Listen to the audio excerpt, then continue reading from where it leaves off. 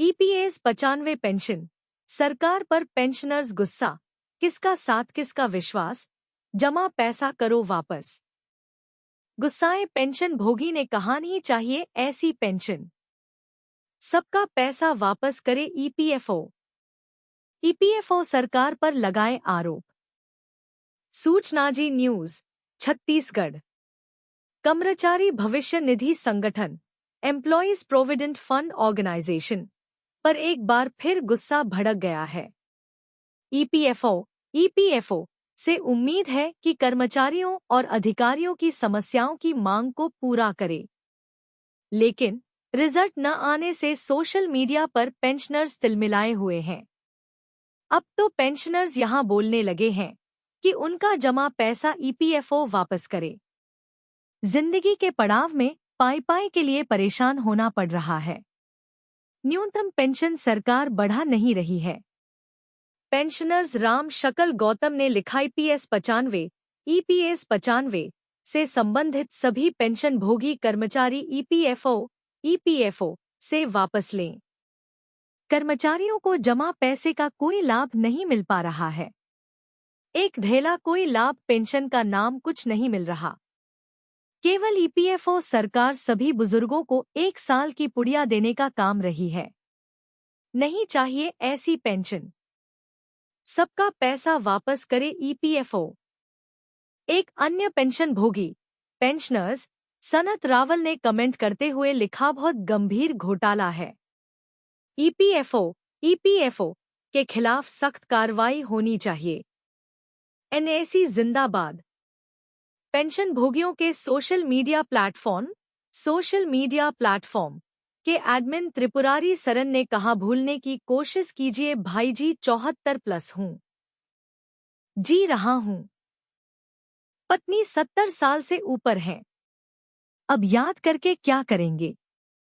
इसी तरह राजेंद्र पी श्रीवास्तवा का कहना है कि प्रधानमंत्री जी पर विश्वास तब तक नहीं जब तक ईपीएस 95 पेंशन योजना ईपीएस 95 पेंशन स्कीम के सदस्यों के लिए आदेश जारी नहीं करते हैं, वादा करके निभाते नहीं हैं और नारा देते हैं सबका साथ, सबका विकास और सबका विश्वास। दक्षिणामूर्ति एच ने भी अपनी भावना व्यक्त की। उन्होंने लिखा, हम अपनी सरकार पर कैसे विश्वास कर सकते हैं, कृपया इसका पालन करें और जब तक हमें सरकारी आदेश नहीं मिल जाता तब तक आंदोलन जारी रहना चाहिए। ईपीएस 95 पेंशन, सरकार और ईपीएफओ पर पेंशनर्स का फूटा गुस्सा। सोशल मीडिया पर उठा रहे अपनी आवाज, बोले जमा पैसा करो वापस। ईपीएस 95 पेंशन, कर्मचारी भविष्य निधि संगठन ईपीएफओ के प्रति आक्रोश की लहर एक बार फिर से उठ खड़ी हुई है। इस संगठन से यह ईपीएस 95 पेंशन, कर्मचारी भविष्य निधि संगठन ईपीएफओ के प्रति आक्रोश की लहर एक बार फिर से उठ खड़ी हुई है। इस संगठन से यह उम्मीद की जाती है कि वह कर्मचारियों की आवश्यकताओं और मांगों का समाधान प्रदान करे, परंतु अब तक के परिणामों के अभाव ने पेंशनर्स को गहरी निराशा और क्रोध में डाल दिया है। सोशल मीडिया पर इसकी प्रतिध्वनियां सुनाई दे रही हैं, जहां पेंशनर्स ने अपनी बचत को वापस पाने की मांग की है। पेंशन की राशि अपर्याप्त। पेंशनर्स का आरोप है कि ईपीएफओ उनकी वित्तीय आवश्यकताओं को पूरा करने में विफल रहा है। ईपीएस 95 एम्प्लॉयज पेंशन स्कीम 1995 के अंतर्गत पेंशन भोगी कर्मचारी अपने जमा पैसे पर उचित लाभ पाने में असमर्थ हैं।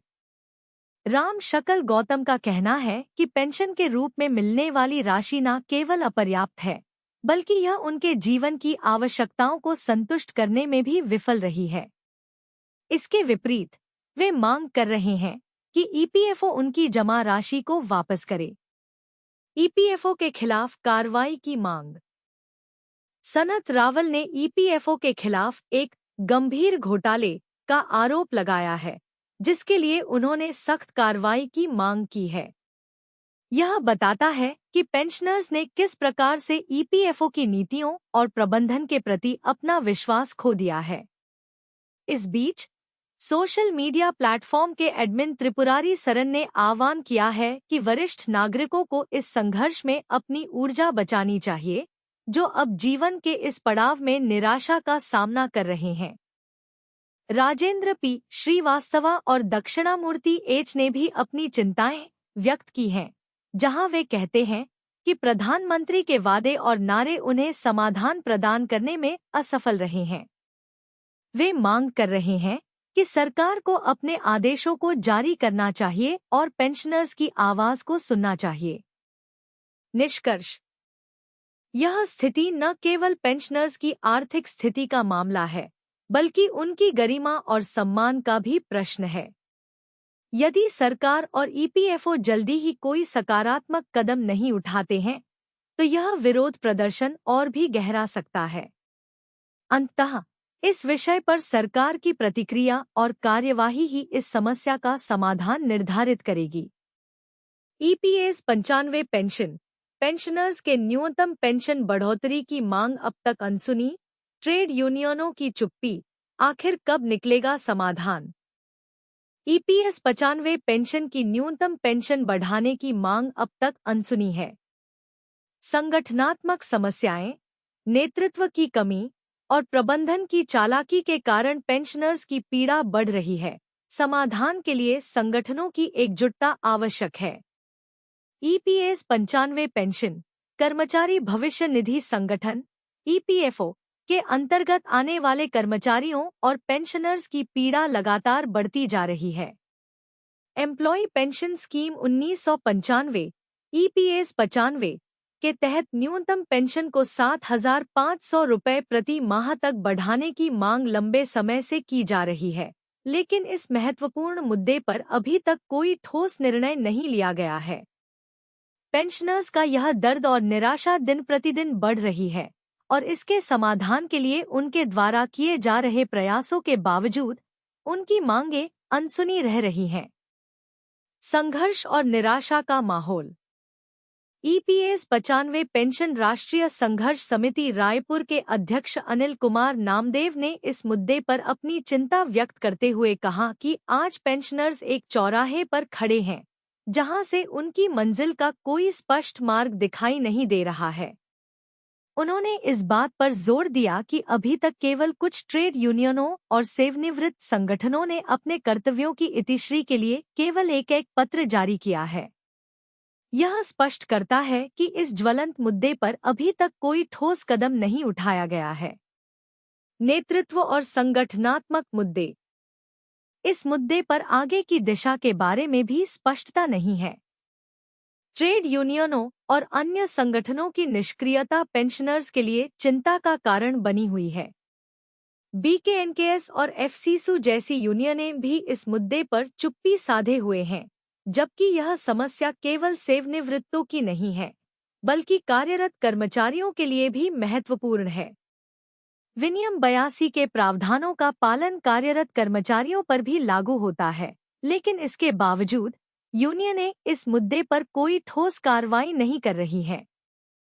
न्यायालय की भूमिका और प्रबंधन की चालाकी।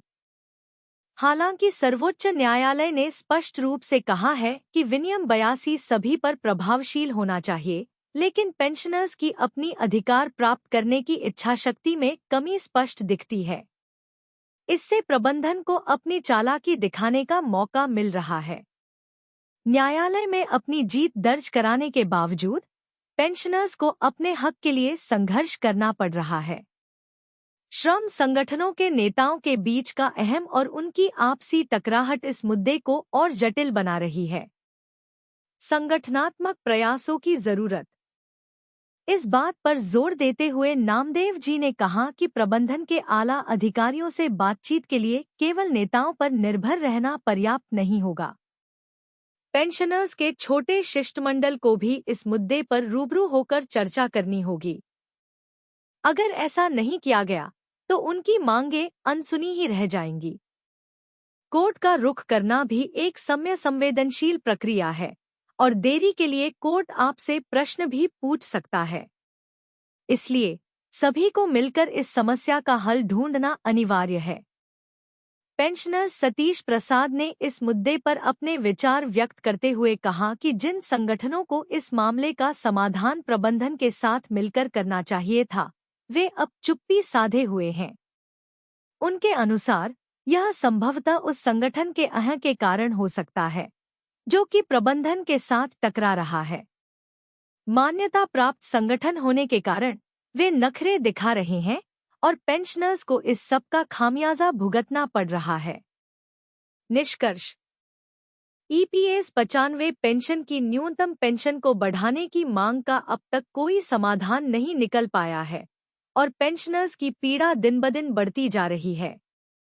संगठनात्मक समस्याएं, नेतृत्व में कमी और प्रबंधन की चालाकी इस मुद्दे को और जटिल बना रही है।